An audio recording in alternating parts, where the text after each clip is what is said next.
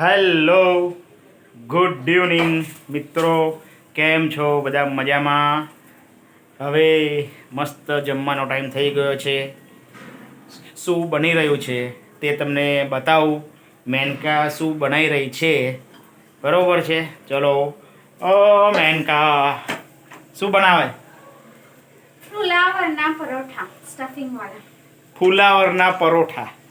Actually એને mix શાક બનાવવાનું હતું, પણ એની ખાવાની ઈચ્છા નહોતી, એટલા માટે તે ફુલાવરના પરોઠા બનાવે છે ને.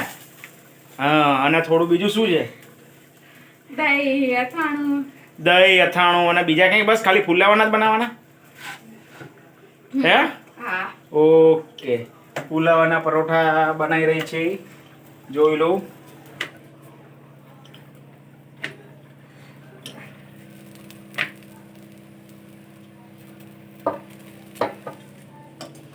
સમજ્યા? હવે ચલો, નિહાલ જમી રહ્યો છે. કાર્ટૂન જોતા જોતા તમને બતાવું. નિહાલ, શું છે? પરોઠા. શું ખાય છે? પરોઠા. જોઈ લો,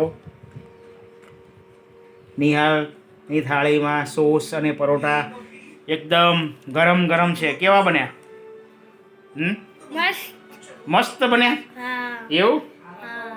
ઓકે, સરસ સરસ. શાંતિથી ગરમ ગરમ પરોઠા ખાય છે. અને ભાઈને ક્રિકેટ રમીને આવ્યો તો ભૂખ લાગી હતી, એટલે કે હવે ચલો પપ્પા મને જમવાનું આપી દો, મમ્મી બનાવે ત્યાં સુધી. મેં એવું સારું, તો પછી તું જમવા બેસી જા, ગરમ ગરમ મજા આવશે.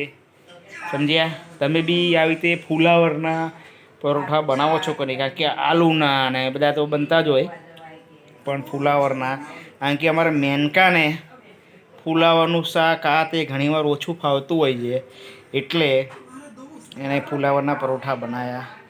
સમજ્યા? ચલો ત્યારે મિત્રો, ફરી મળીશું નેક્સ્ટ વિડીયોમાં. ઓકે, ચલો બાય.